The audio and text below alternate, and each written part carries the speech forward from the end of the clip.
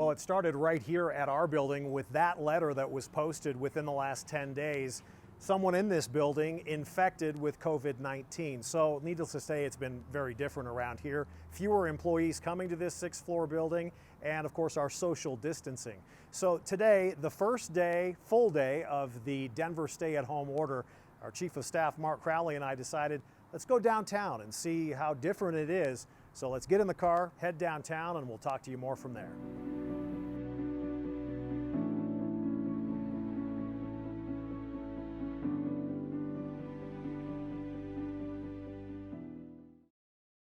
Well, we've made it here to downtown Denver, and I've got to say, as you saw on our drive down here, there are a few more cars out than I would have anticipated on this, the first full day of the stay-at-home order. Behind me, one of the most iconic images of Denver, the City and County building. No one's really around. When we pulled up, we saw a couple of security guards standing outside. On the door of the entrance to this building, there is a reminder that the COVID-19 crisis is going on. But other than that, here, nothing really going on. Our next stop for you will be how not to do social distancing, and that's just a few yards away. So we'll go over there next, right in front of the Capitol building. So obviously we're here in the middle of Civic Center Park with the Capitol off to my left, the City and County building off to my right. Behind me you can see social distancing. The one thing that's interesting in the coverage that we've done here so far, and both on the show and social media postings, is no one has really mentioned what about the homeless. Now, this is not a pity party for them. I'm just saying if there's social distancing, as you will see, people are crowded up together. There's the smell of marijuana in the air. I think that's one of the areas where the city has not been completely upfront. If there is a plan, we certainly don't know of it. We'll go next to the Capitol building, obviously, since we're in the area, but this, on the first full day of the stay-at-home order, there are at least a few people that certainly aren't. Well, welcome to the east side of the state capitol. I mean, one of the things we're forgetting, at least a lot of us, and understandably so, is we would normally be in the heart of the 2020 legislative session. And as you can see, these parking lots are empty. This Capitol building has been closed to the public since last week. And really on this side, you can kind of tell things are not normal. The street right here should normally be packed with cars. Normally people are walking in and out to go into the Capitol for their business. And at least where we, on the other side in Civic Center Park, did not see any of the social distancing, nor have we seen any law enforcement. Over here, definitely does seem just a little bit lighter. We'll take you next to the 16th Street Mall, see how that thing is going. And of course, for local businesses, restaurants, this thing has been absolutely devastating. Well, here it is, the 16th Street Mall. You can see there's just not a lot of traffic, and this is definitely where you can feel the stay-at-home order in place. With all the normal lunchtime business crowd and so forth, the 16th Street Mall shuttles are going. RTD, a lot of people are wondering, they're Petri dishes, why is light rail still up? Why are buses still running? Well, RTD has cut its schedule by about 40%. Many are running on weekend schedules, but not a lot of activity down here, save for one Denver iconic business that's been around since the 50s. We'll head on over to Jerry's Tobacco Shop and Fine Wines. Welcome to an iconic Denver establishment. It is Jerry's Tobacco and Fine Wine, and Brett Goodman is here. Your dad was Jerry, and I'm sorry for your loss. I interviewed him back in the day. Yeah, Jerry, my father, Jerry, started the business in 1955 downtown. He was a pipe smoker since World War II. He was an architect, and the building he was working in had a tobacco shop.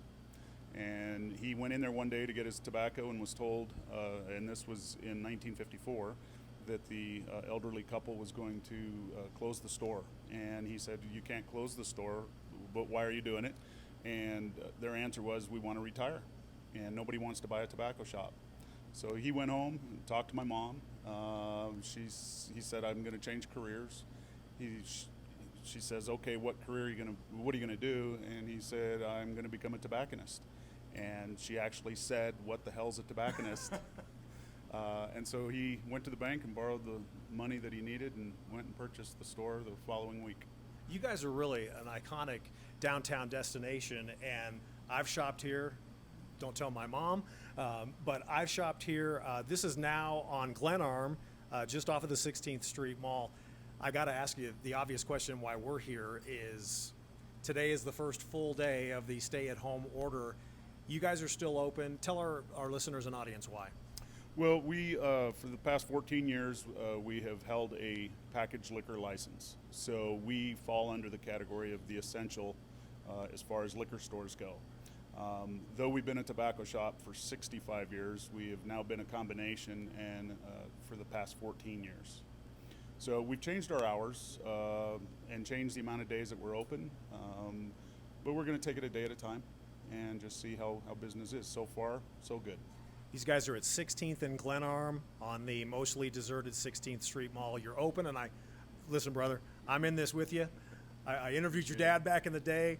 Cigar smoke kills everything. There are people right now listening wondering, oh, I wonder how close they are. We both are. This is the estimate from a man, 6 feet, right here. You're going to survive, though. Yeah. We are going to survive. I have 4 employees, including myself. We've cut hours, but I'm keeping them on the payroll. Tell me your new hours, because I want to give you that opportunity. If people are down here, again, 16th and Glenarm, tell me your new hours. So we're open Monday through Saturday from 11 to 6, and we're closed on Sundays now. Have you been maybe partaking in a couple extra cigars that you normally wouldn't, or taking a little bit of I think I need to sample this in these stressful times? I have the opportunity to smoke whatever I want, so I won't say that I'm smoking anymore, but we're certainly, in light of what's going on, we're trying to stay upbeat with it all. I can't thank you enough for letting us drop in, and best of luck to you, and God bless. Thank you very much. Appreciate it. So you just saw the 16th Street Mall, just a little bit different. One of the interesting things is, though, downtown is not quiet. The construction is still going on. You can see behind me maybe some people in hard hats and their orange vests. The one interesting thing in this whole phenomenon that we're going through is, with a stay-at-home order, who is essential? Now, there's all kinds of information as to who's essential online, and we've posted some of it as well on our social media. But it's very interesting. And I think maybe in the next week or two, you're going to start having people look at each other like maybe some social judging when it comes to, I'm essential. I mean, I got a press pass, but who are you? And that's going to be very interesting. But it's certainly right here in the heart of downtown Denver, nowhere near as quiet as you can hear as I thought it would be. Coming up next, we'll go to the historic tower in downtown Denver and see how things are around there. But so far, I would say it's not alarming when it comes to the social distancing here downtown. Here outside the Daniels and Fisher Tower, obviously an iconic location in downtown Denver. This area would normally be full of hundreds of people having lunch. The stay-at-home order is definitely being felt here. Few people out walking around, see some people walking their dogs, but I don't want to say it's an eerie feeling, but you can definitely tell something is up.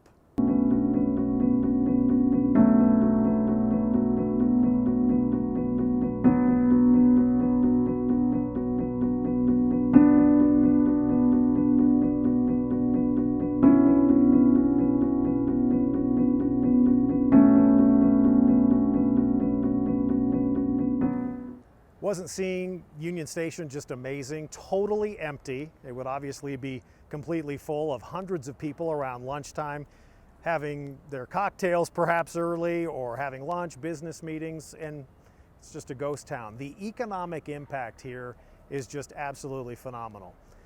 But we end up here at 20th and Blake and Coors Field, of course, because, well, from a first world problem standpoint, it's heartbreaking for me and probably you as baseball fans. No baseball season, at least for the time being, and will there even be a 2020 season? Certainly the season's going to have to be altered drastically, but it's sad. Normally, we're so close to opening day, and I heard the Blake Street Tavern, the guy's going to lose like $150,000 just from opening day alone. So we hope you've enjoyed our little look around Denver and some iconic locations as this, the first full day of the stay-at-home order, is officially underway. For my Chief of Staff, photographer and editor Mark Crowley, I'm Stephen Tubbs. A reminder that we are on now, at least for the time being, 3 to 7 p.m. Monday through Friday, 710 KNUS and 710knus.com. Thanks so much for watching, and stay safe, and now go wash your hands.